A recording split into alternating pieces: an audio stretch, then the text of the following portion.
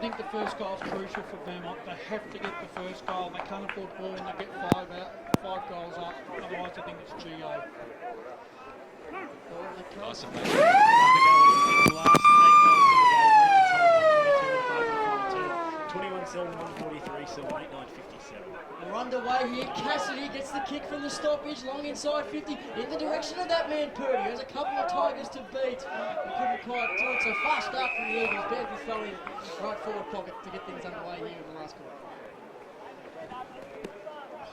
Not getting any warmer, is it? Angry throw in, hard up in the forward pocket. The Eagles desperate for a first goal. Staples goes up in the ruck for the Eagles. The ball to lose both ruckmen. Bounces in the lap of Randy Gilchrist, tackled immediately by Wade McCollum. According to Weather Zone, it's gone up 0.4 of degree. And I would argue wholeheartedly. I don't think it has. Trick here. Handles wide to Pendlebury. Gets around a tackler. Kicks up to half back in the direction of Fraser. Good enough to trap the ball, but Davidson good enough to bubble it over the line and a little bit of a jab in the mid-drink just to go on with it.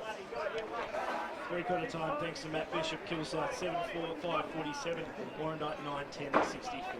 A close game there. Hopefully Kilsyth can make a run of it in the last term. Gilchrist overruns that footy, but Tregear's in support. Handball straight to the boundary line. The Vermont players won't deliver it. Umpire having none of that. Ain't happening. We're throwing at 45 out from the Vermont goal. Meeson works his way to the front position, taps the ball into the empty space. Gilchrist happy to see it over for the same result. Have you seen the game with the skipper EWS, Rennie Gilchrist? No, he's always a winner football, isn't he? If he's not winning the ball, he's actually putting his ball on the line. He lays a lot of tackles too. Cassidy, quick kick towards the goal square. Purdy gets there first, but just falls over at the crucial time. Ball in the goal square for Vermont. They're working hard. Tregear bundles it out to Weatherill. Sells a little bit of candy. Gets the left foot banana rolling towards the boundary line. He knew what he was doing. The umpire knew what he was doing, but still decided to say for the glory. He's had a fantastic game today. He's been certainly one of Vermont's best. He's controlled the game from the half-back line. No real clean tap, but Meeson collects the ball, handballs in the Gilchrist direction. Will Cox is in there. He's had a good game in the ruck too, Big Johnny Gleeson. Austin Baker, thanks to the local burger company. Mulgrave lead Bonnie South by 11 points, 9-9, plays 7-10. No, didn't give him a fighting chance before the game. Deneen bundles his way through. The ball's moving the wrong way for Vermont though. Picked up by Shepherd of Balwyn. Kicks the centre half forward. Going back to the floor. The ball was Goes. Left it for Barker, who's taken a mark 40 metres out, turned his back and said, no way fellas, I'm going to go back and put this one through. It'll be his third of the afternoon. Balwyn's ninth. And I think it could spell the end of Vermont's challenge here. Just about the seal that you would think, Wayne Brasher. Yep. 45-degree angle. He'll kick from about 42. Luke Barker, the star forward from the Balwyn Footy Club. That looks pretty good. Is it going to hold its line? Oh, it didn't make the distance, in fact. Davidson gets the ball off hands. Picked up by Anson, gets around the tackler, kicks to half back. It's going to come straight back in though. Gilchrist, left foot around the corner, ill-directed. Moving the ball on all costs here, the Eagles. McCafferty, and was in the middle of the ground to Preto. Back to McCafferty. Out wide again. Plenty of space here, the Eagles. Mitch Davis is all on his own. The kick has to be perfect, but he kicked it straight to Chris Pendlebury. And now the Tigers are going to relieve. Pendlebury goes to Wetherell. Wants to get back on that trusty left foot kick and he bounces it into the middle. It was risky business, picked up there by Dowse. He ran himself straight into trouble but was able to get rid of the football, then got back to ball out wide. Bouncing football, is it going to stay alive? First to meet it out there would be Kettle on the left boot. Got a grubber of a kick, going about 20 metres or so, right near the Vermont bench and over the boundary line she goes and out of bounds. Richmond Tigers are won by 9 points over at the MCG. Kept a close eye on that game today, Seymour. It was close. Brings the ball back in.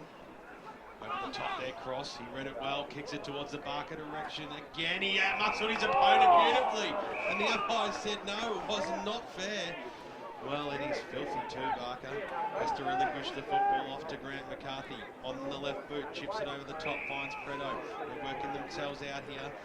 McCarthy in the middle of the ground towards Emily, who looked like he had a lot more time than what he actually did. He switched the ball out wide, and now the Eagles can surge the ball forward, going in towards the direction of the forward pocket where Purdy, well, he had the front spot and he used his body magnificently. McCutcheon was right on his hammer the whole way, and he pulls it in. Big shot on goal here now for the Vermont Football Club. That was probably Vermont's best piece of play for the day, as they really moved the ball well from the back line into the forward line there. Great work from Grant McCarthy. They continue to run. Yep, must kick goal. Purdy. We've seen players kick it from there this afternoon. It should work in his favour to put it through. The goal umpire does not move. That's his first goal of the afternoon, and now Vermont have 5. They are closing the gap. Bendigo Bank scoreboard at the 5.5-minute mark of the final term sees the Eagles 5-7-37 trailing Balwyn 8-8-56. Could be an inspired move, that one, of Cam Purdy to full forward. Had to throw caution to win somewhere, Steve Cochran. If they're going to do this, I would much prefer to see the Vermont half forward and forward pockets push out wider and leave that space open for him and go, let's see if he can go one-on-one. Yeah, on a day like this, any space in the forward line just becomes paramount. We've seen with all the goals kicked this afternoon, it's because there's been space. Once it becomes clogged up, there's no going anywhere for anybody as Meeson gets the tap down back in the middle, goes to cross, outside of the right boot to centre half forward. First one there for the Tigers was Matheson, wasn't able to take the mark. Clearing kick from Davidson out to the wing. Wilcox leads in the race, gets a shocking bounce, sits up for him. Shepherd tackles him to the ground. Somehow the footy comes out though, and the ball's gone out of bounds on the full. It's a freak. Yeah, was That was smart. I'm pretty sure he's handled Yeah. into his foot right in the boundary line, Matty Wilcox. That was Richard Ruckman had done. That was quite smart from the big fella. Big fella. Wendy's. Yeah, Xavier Barry Murphy. Closing. That's all right. After all, that ball, the half forward for Vermont, who are pressing hard. Ellis couldn't quite pick the ball up. They just haven't been clean enough today, as Vermont, when they've taken possession of the ball. They've fumbled a lot, just had not enough clean ball. Every throw in at half forward for Vermont, just goes through the arms of McCaffrey. It's the handball up to Wendy's. He's tackled, not to him, so another ball up again at half forward. Enough space in the Vermont forward line for them to make something with a quick kick. The cross comes across, gets it to Shepherd. Tackled by Emily. Another ball up. Tyson Baker, thanks to the local burger company. Plenty of scores coming in. Good to see. Ferntree Gully lead by 2 points over Eastern Lions. Warranite by 17 over Kilsyth. Colstrom trail by 3 over Hawks. Surrey Park by 2 points over Running, and Forest Hill by 51 over Newman. And Rennie Gilchrist is away, streaming through the middle of Balwyn Park. Tries to kick Luke Barker and he doesn't. Luke Barker turns around and absolutely makes a meal of it. Was that a mark or was he touched off hands? I thought he marked it. Obviously not. One behind to the Tigers. Goss gets the turnover at half-back, but gives the ball back to Johnson. In the middle of the ground, Garvin's tackled. Taking the crumbs, now inside 50 go the Eagles. Great mark coming back at the side of the ball, Shane Tregear. There's a mark, so no advantage to be paid. Ball half back for the Tigers. Goes wide to Pendlebury. Goes wide to half back to Weatherall. He's played that quarterback role to perfection this afternoon. So Kennedy working half from up the ground and cross. Overlooks both of those. Goes in the direction of Crow. Jeff Goebbels. Dyson. Centre half forward. And the ball's off hands, out of bounds for a boundary throw. Division 3, thanks to the local Burger Co. 54-point lead at Warranite over Heathmont. Baronia lead by 3 straight kicks over Park Orchards. Mitcham by 6 straight kicks over Templestowe. The Basin 8-16 leads South Balray 4-10 by 30 points. Nice accurate kicking out at Batterham. And Churnside Park lead by 4 straight kicks over Whitehorse.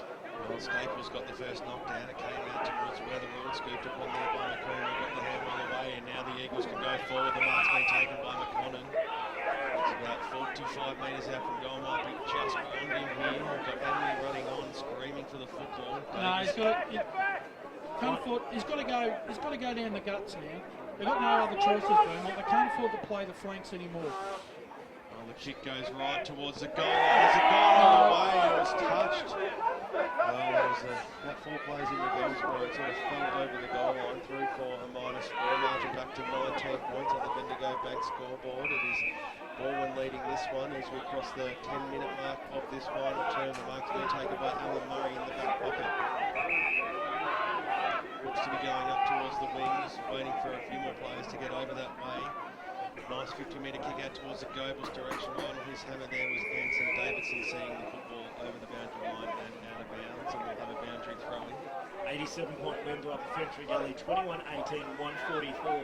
Kicked the last 9 goals in the game against Silverton, 8-9, 57. To return to form for Chad Rogers and the Kings as the ball goes out towards the boundary line. Barry Murphy sees it over and out. Hope you're enjoying the broadcast this afternoon on a very true Melbourne winter day. 98.1 Radio Eastern.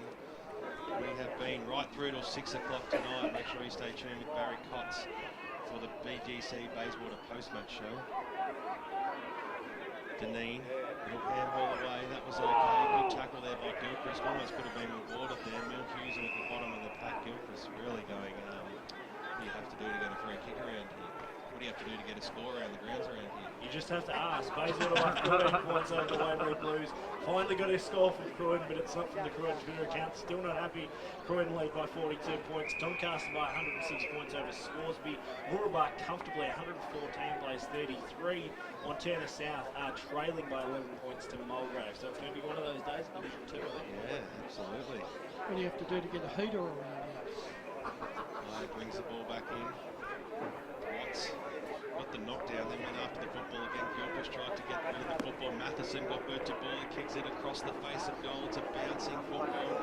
And Vermont keep it alive. It needs to bounce favorably for Garvin, who did well. Got the handball away to a skipper there in Johnson, who went for the advantage.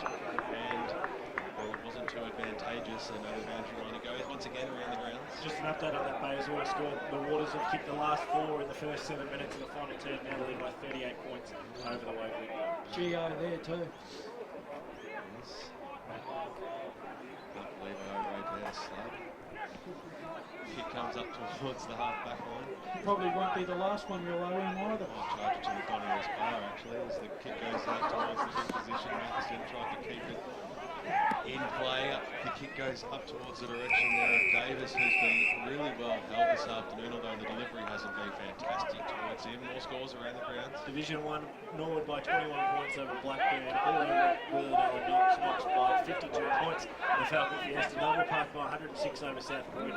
Roval by 4 straight kicks over Montrose. East Ringwood and North Greenwood 2-10 tomorrow afternoon. Ross kicked up in towards the middle of the ground. Deneen came in, little handball over the top. Davison was there to chop it off. The side of his Burke might work out okay because Emily was in the front spot. Takes the mark, then winds around on the left boot, kicks it in towards a Perry I should say. And he stuck up the big jukes and he pulls it down. He's kicked 1 goal this afternoon, and the margin being 19 points could be reduced to just over 2 goals here. Wayne Brasher, thanks to Choose Tap. Yeah, inside 50s, Vermont 7 to Balwyn 3 in this last quarter. 6 shots. Vermont have had 2 shots for 1 goal, 1, and turnovers none to Balwyn, 3 to Vermont. Well, these are the goals that you pencil in as putting straight through the middle. Well, a man of Perry's experience, he should kick this. He has to kick. 35 metres out, he'll kick from directly in front. The Vermont faithful will tell the story, and they tell it strong too, because here come the Vermont Football Club, margin back to 13 points on the Bendigo Bank scoreboard, 6-8-44, plays 8-9-57. We've gone 13 and a half minutes in the final term. I haven't done that enough today, Brash. No. Vermont too, I look for Joel Berry. I mean, you can tell you contested with Berry not being there. Mitch Davis definitely the leader. Haven't kicked it to Joel Berry enough. That's right. They'll be very happy with their work this afternoon, because I think the influence of guys like Goss and even Barker, who's kicked 2, has been pretty minimal, and they're the Balwyn match winners, so Vermont giving themselves every chance. That man was McConnell. He got the ball to Cassidy. He kicks it around the corner to half forward. The ball's chopped off there by Mitch Kettle. He's been solid today. Doesn't have much on, so it goes a reverse accidental drop puck. It landed on the chest there, Mitch Dowles. I can't say that was on purpose, but it's worked nonetheless. Looks a fortune there after. Just came off the bench too. So Yeah. Dowles comes back to Weatherall. Goes short to Mason, who's probably been the best big man on the ground. He's done some great work in the clinches this afternoon, but Johnny Mason. Short ball again. Here's Matheson. Right on centre wing, right in front of the interchange gates here. Matheson, left foot kick down the line. Goss is going to fly from over the back, doesn't quite reach him with a double-fisted punch from the Vermont defender. Can't see who it was. McCarthy, who sees the ball out of bounds for a boundary throw. Right in front of the Vermont bench and half forward from Balwyn. Throwing eludes absolutely everybody. Wilcox picks it up for Vermont, tries to force his way through, but the tackling pressure from Balwyn's too strong. We'll have another stoppage situation.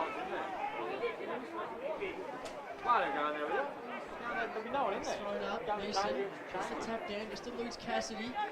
Tapped by Johnson, who just fumbles the ball at the crucial moment. He needs to get it go out of bounds again for another boundary thrown in half forward for the Balwyn Footy Club, who currently lead 8-9-57 to 6-8-44 on the Bendigo Bank scoreboard, located at Camberwell, Ashburton, Surrey Hills and Balwyn. Bendigo Bank, bigger than a bank. Ball up, 5 metres out from the Balwyn goals. 16 minutes gone. The next goal, absolutely vital. High throws it up and it hooks the boundary line there, trying to get it in toe poke. Was Anson. He's actually had a good game, He's had a Sanders. very good game, Josh. Almost sneaking into my Conco player of the day votes, to be honest. Yeah, I'm thinking about that myself. Back in Mason, little handball that way, that was okay. Kennedy got moved to ball, kicks it into the hot spot. Can Barker pull this one down? He had a fair old go at it as well. Davidson was in there, so too Barker. Eventually got the handball out, that was okay. It's still a hot footy about 40 metres out, picked up there by Goble, set upon by a couple of Eagles, Deneen being one of them and Wilcox being the other, and we'll have a bounce 35 metres out from the ball and goal line, leading by 13 points. Deep into this final term, Deneen read the stoppage well, little handball over the top into no man's land. Might work out favourably for them. It was Mitch Kettle was waiting for it to bounce right up to him, but the umpire comes in and will bounce it. Dan Beer just inside the centre square here, forward for Balwyn, kicking to the White Horse Road end of the ground in this final term. Knocked down straight into the arms of Davidson, who kicked it up towards the half-forward line. Perry had the back spot, but he got a little handle on it, and Mike could sit up well here for McConnon, who left it. Kick goes inside forward 50. It was just popped up in the end. Rod Crow, the veteran, the quality back into the years, just chopped it off. Let it well in flight. Go for the switch here. They worked the short pass as well today here, Balwyn, or almost Mosden as well. The target has been found. Fraser, in the game himself, usually does lean up towards the wing position. Shot down, that was nicely done there by Goss, got it away to Shepherd, his long-sleeve teammate, and he's brought to ground in a good tackle there by Matty Wilcox, who's kicked 1 goal today. He's done a rough work as well. Mason goes up that time against Staples. Comes in and will restart it once again, just on the edge of the centre square here, far side of the ground on SEN Park, away from the club rooms. By Danby, restarts it once again. Mason, who got the knock down, straight into the arms there of Kennedy. Coming through there also is Gilchrist, who I think we've quite vocal this afternoon, Gilchrist. That's what you'd expect of a general, a skipper that he is. Throws it up again, Mason got the knockdown, Weatherwood ran it well, little handball out wide, Gilchrist found some space now, he kicks the ball inside forward 50, it was a scrabble of a kick, but it might hit the target there, little toe poke off the ground, went straight through the arms there of Cassidy, he'll get another go at it, he just needs to get boot to ball, he barged his way through the tackle, he did really well, Gottliebsen's out there, so too there is McConnell. Gottliebsen did extremely well, except for a little look away handball over the top, Gilchrist reading the play well, snaps it around the body, but to no avail, and now Vermont get another chance to surge forward. There's a lot of kicks that aren't hitting the target in this last term.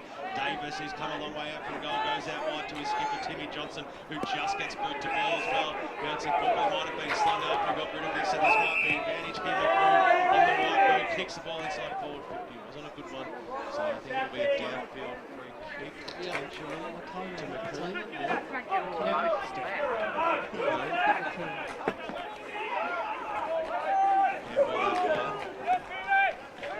In towards the Perry direction, standing straight almost telegraphed that there, Shane Davidson. He should have gone for goal, I thought. That's Mill Millhouse. The kick from Tregear coming out of the defence is ill-directed to go straight to Staples. Davidson, almost in the exact spot where he had the footy before. Let's see what he does this time. He's got plenty of options to assess, almost too many. Event just drops onto the top of the goal square. Much better. Wayne Brasher likes it, gives his forwards a chance. Coasting in for the side was Perry, he couldn't quite take the mark. Hands and knees, Mitch Davis. He's working hard like a bull in a china shop, Mitch Davis, trying to force his way through. But couldn't. The tackling pressure from Balwyn ensures another ball up in the forward pocket. The Eagles need the next goal. Crow couldn't quite get boot to ball. Oh, sensational. That was really good. I think who was that? Was that Kennedy? It was. Kennedy's had a good day for Balwyn. Staples intercepts in half forward for the Eagles, and we'll have another ball up there. So plenty of players just doing the little things right here. The 1%ers. Vermont need the next goal. 20 minutes gone, 13 points of margin in favour of Balwyn, but I think it's safe to say it's been all Vermont here in the last quarter so far. Just the one goal to show for it. And the grounds thanks to the local Burger Co. Couple of final scores coming through, 4 points apiece in the final term. Ferntree Gully win by 2 points, 6-11-47, defeating the Eastern Lions 6-9-45. And Rnd12 13-4-82. Clinical this afternoon, 61-point winners over Heathmont 35-22. And just repeating the score, it was an 87-point win in the early game club for Ferntree Gully over Sydney. Gee, aren't they in Nickmore Ringwood? Still hanging on for a chance to play finals too with a big win today. Yeah. Still a couple of games outside the 5. Well, As are Heathmont as well, but Heathmont might have won their race today. Park Rogers and Verona as well. It's a slight delay here as Close game out. that's not good. That injury there to Staples there. Staples is limping off the ground. Yeah, he's been assisted by 2 trainers. He's had a pretty good quarter. McCone gets the kick away, Smiley Cassidy. That foot kick to the top of the square. Rod Crow worked back into a nice position and a behind for Vermont. 6-9-45, plays at 8-9-57. 22 minutes gone on the Bendigo Bank scoreboard. 12 points to margin, 2 straight kicks. Balwyn get the next one, it's over. Vermont get the next one. Could be a draw again. Could be a finish for the ages out here at Sure, Balwyn. be what they were looking for there. Those short to Tregear. I missed that, but I don't think it was funny. No, I thought so. It's a win position. Didn't look for it. Came down Gobles. Knocked around by the knee and had a bounce. Still just forward of centre for the Vermont Football Club. Wayne Brasher, thanks to Choose Tat. Yeah, inside 50s. Vermont 10 to Balwyn 4 in this last quarter. Set shots, Vermont 2 shots for 1-1. Turnovers, Vermont 3, Balwyn 1. Great stuff, Raj Dyson, thanks to the local Burger Co. Players order have kicked the last 6 in their game, they'll lead by 52 points. Entrenched in 4th, but not even 4th now, they'll be in 3rd position too, the Bayswater Football Club, so they are looking pretty good, aren't they? What form they are in. As the ball comes in, Mason back on his opponent right up, and they'll have a bounce. Still time here, it's 23 minutes gone in the final turns. 2 goals is the margin. Can Vermont snag one out of somewhere? Just need one, just to spark it. All they're running this quarter, they've only kicked one goal, to one behind for Balwyn. Kick by Shepherd was smothered. Davidson got a little poke on it. Shepherd chopped that off and got the handball away. Really tried to. Eventually released it to Murray, who tried to break his way out of a tackle. Did well. Little handball out to Cross, who swings around on the right boot. Oh, geez, that gave every bit of 40 metres. That was brilliant. Goss got the handball away, and now here's Kettle on the left boot. Goes inside looking for Gobles. He couldn't hit the target. Over she goes for boundary throw. 35 metres out from goal as we go around the grounds. Nice play. Colts are in 5-13-43. Glen Waverley Hawks 6-6. 7-43. Final score? Yeah, correct. Yeah. Wow. Draw again. Didn't someone pick a draw in that game, or was that another game? Kind of overhyped. Hyped and picked a draw. Gobles worked his way into it. Gilchrist, hasn't he had some sort of a final turn? Kicks the ball inside forward 50. Barker came charging out. McCarthy did well at the back of the pack. He got the handball away to Henley. Now Vermont get another chance. He's taking his time. Little handball back to Davidson. Put him under a lot of pressure, but they're going to sort themselves out here. The Eagles on the right boot up towards the wing position. Well, it was going towards the Perry direction, but standing strong was Shane Tregear. What a sensational mark. He's got courage and he's got plenty of skill to go with it. He fixed the mark on a centre wing position. That might have been the last jump there for the Vermont Football Club. Will there be enough time left to get 2 goals through on the board? The kick goes up towards centre half forward. Wilcox stands strong and takes the mark. You're going to go for broke here, Vermont, I reckon. Perry is by himself on the wing position. The kick went that way, but out of bounds on the full it goes. Cross will bring the ball back in now for the Balwyn side, right in front of the faithful here on the right foot. He kicks it up to centre half forward. Murray was there, big fly with the back there by Goss. Through the arms there of Gilchrist. Wilcox came in, tackling him and bringing him to ground. Was his opponent there in Matheson, and will have a bounce 50 metres out from goals around the grounds. Just an update on your Division 2 ladder. Bayswater will be 8-4 in third. Doncaster East and Waverley both locked on 7 wins and 5 losses, about 10% separating each of those. It's all or nothing here now for the Eagles. There's 2 minutes left here at Balwyn Park. Cross, it's the handball, but it's smothered. Now the Eagles, Cassidy gets the kick around the corner. Needs to be marked by Wilcox. He had to score in this passage of play, but Mason had the front position and was rewarded with a free kick. And even 2 goals is the margin here. Mason goes back to Tregear, who's had a couple of big moments in this last term. Fantastic. Yeah, he's been good today too. Tregear, it's a centre wing. That's Matheson. There hasn't really been a consistent 4-quarter play today. There's a lot of players have been just in and out for patches. Tregear again. Kick couldn't find Fraser, but I think it's going to matter. I think Vermont have just done enough this afternoon. But what a last quarter it's been from Vermont. They just couldn't find that avenue to goal, Brash. No, they haven't. They just haven't played those key moments well enough, Paul. Deneen gets the handball, that's a Preto. It's going to suit his left foot inside 50 in the Davis direction. Purdy got a bit of a shove at the back of the pack, nothing doing. Pendlebury in front of Johnson, strikes the tackle and handballs out into some space. First one there will be Matheson for Balwyn. Can't pick the footy up on the first attempt, does on the second attempt. And the boundary line just beats him because he gave the footy straight back to his Vermont opponent, but luckily for him, the Sharon had just crossed the white paint. 27 minutes gone here in the final term.